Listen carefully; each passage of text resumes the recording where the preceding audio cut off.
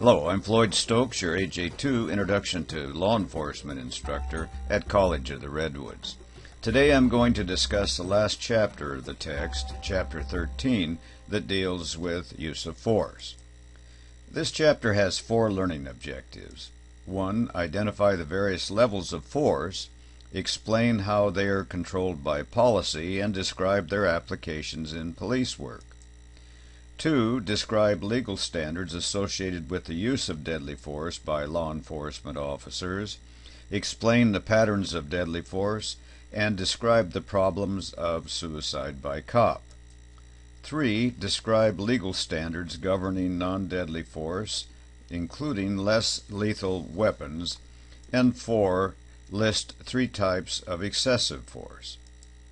All right, let's get started. Police enforce social order through the legitimized use of force. Use of force describes the, to quote, amount of effort required by police to compel compliance by an unwilling subject, unquote. The levels or continuum of force police use include basic verbal and physical restraint, less lethal force, and lethal force.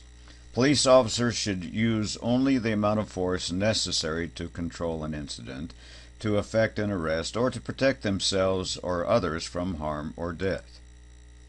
Force may involve hitting, holding, or restraining, pushing, choking, threatening with or using a baton, a flashlight, or chemical or pepper spray, restraining with a police dog, using a taser or a similar energy weapon, or threatening with or using a gun.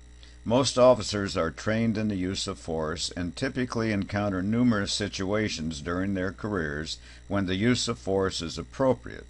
For example, when making some arrests, restraining unruly combatants, or controlling a disruptive demonstration. Excessive force is defined as the application of an amount and or frequency of force greater than that required to compel compliance from willing or unwilling subject. There is an important difference between the terms use of excessive force, such as shoving or pushing when simply grabbing a suspect would be adequate, and the excessive use of force, which refers to the phenomena of force being used unacceptably, perhaps even on a department-wide basis. The use of excessive force and the excessive use of force may also be distinguished from the illegal use of force, which refers to situation in which the use of force by police violates a law or statute.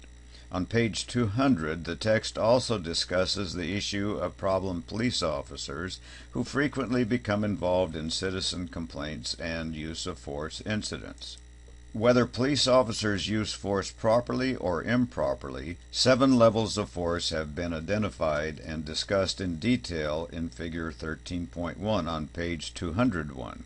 These levels range from an officer's mere presence, to verbalization or persuasive talk, to the use of command voice, to firm grips or placing hands on, to pain compliance holds, to impact techniques such as the use of OC spray, baton, or stunning weapons such as a taser, to the use of deadly force such as a duty weapon or shotgun. Incidentally, the use of a canine would be on the level of impact techniques just below deadly force. Justifiable force is not applied arbitrarily. Police officers are trained to use only the necessary level of force to gain control over a situation or to subdue an unruly suspect, but only the minimum level of force necessary. Sometimes they are taught a force continuum or use of force continuum. In this example from the Federal Law Enforcement Training Center, known as FLETC, that is shown on page 202, you can see that the left side looks at the suspect's action. The right side looks at the appropriate response the officer should use.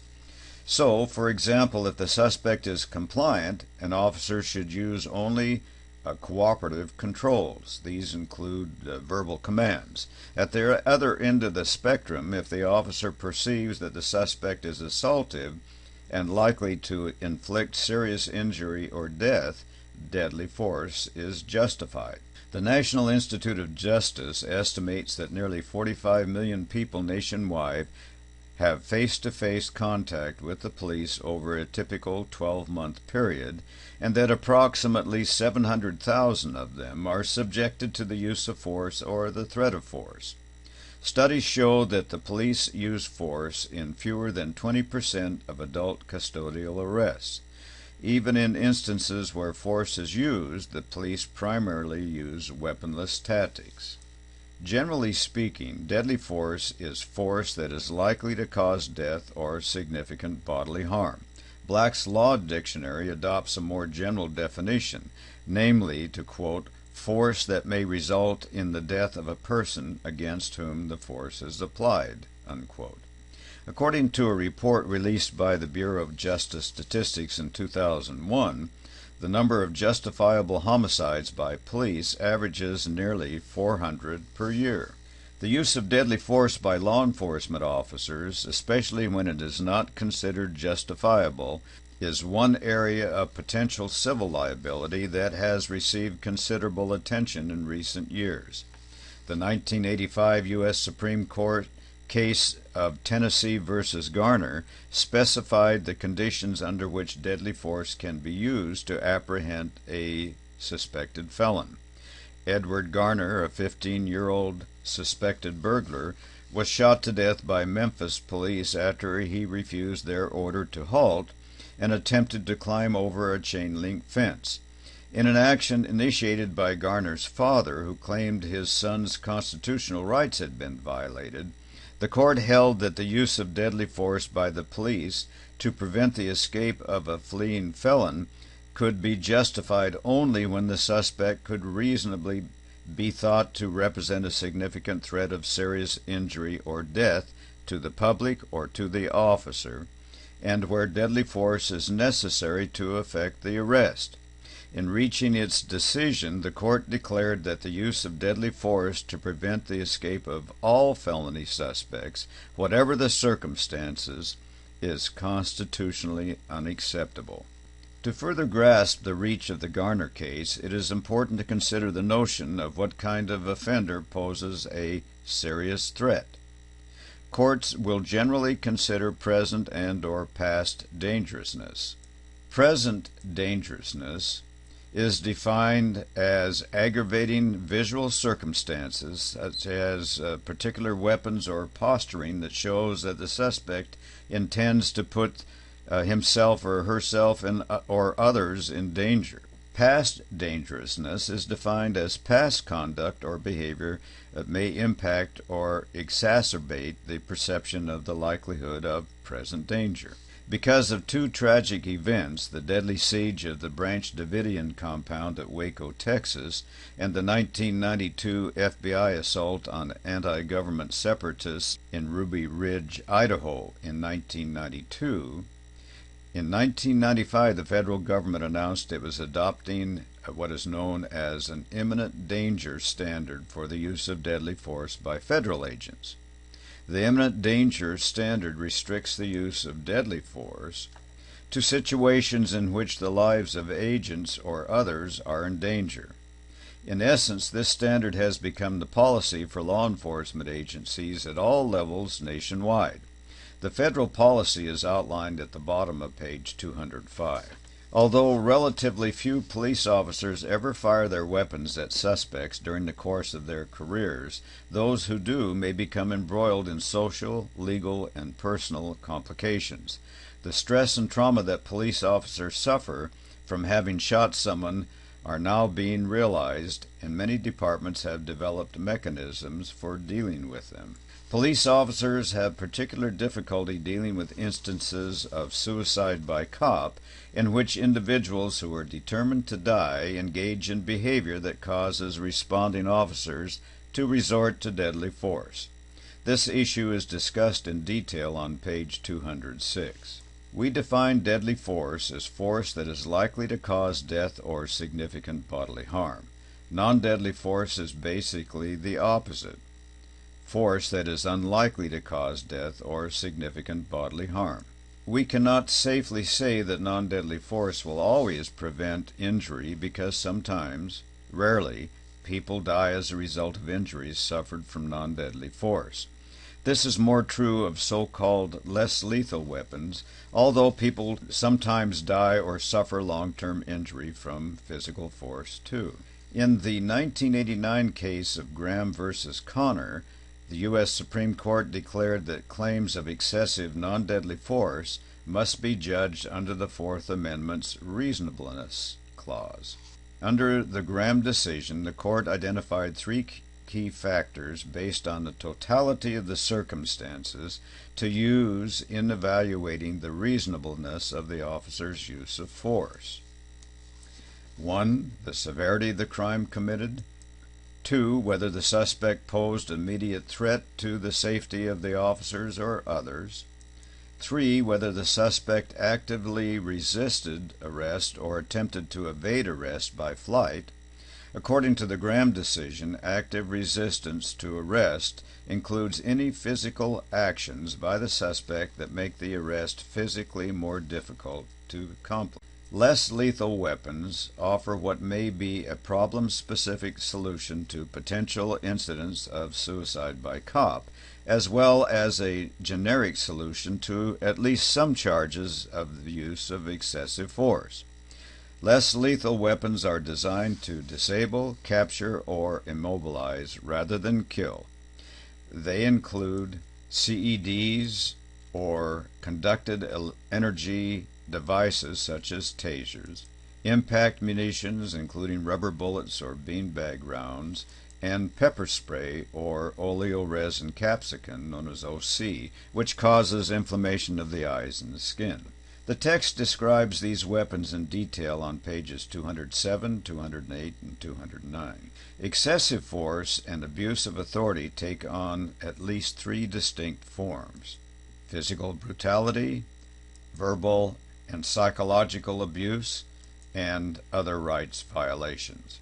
Physical brutality. Perhaps the most notorious example of police brutality in recent years is the infamous 1991 Rodney King incident, which was mentioned at the beginning of this chapter. King was stopped for speeding and for fleeing from police.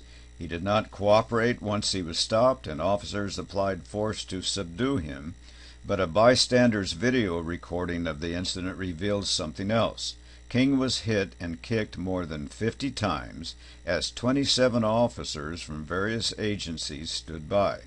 What's more, the beating continued even after King appeared to be under control. King received 11 fractures to his skull, a broken ankle, and several other serious injuries. So serious was the incident that an independent commission, the Christopher Commission, was appointed to investigate it, along with other alleged problems in the Los Angeles Police Department. 3 officers who were criminally charged in the incident were acquitted in 1992, inciting one of the largest riots in Los Angeles history. They were later, of course, prosecuted federally, and 2 of them went to federal prison. Verbal and psychological abuse. When the things officers say and do exclusive of the application of physical force go beyond standards of acceptability, they can be considered abusive. Examples of this would be insulting suspects, denying suspects basic necessities during the course of an aggressive investigation, and so on. Other rights violations.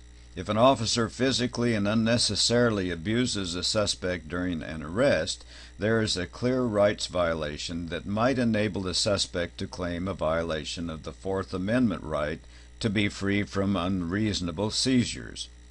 Likewise, a detective who coerces a suspect into confessing or who violates the suspect's Miranda rights also commits a rights violation. Specifically, the detective violates the suspect's Fifth Amendment right to be free from compelled self-incrimination. Okay, to summarize this chapter, levels of force range from an officer's mere presence all the way up to deadly force. Use of force policies refer to a force continuum that describes the appropriate levels of force used for different levels of resistance. Strict legal standards govern the use of deadly force.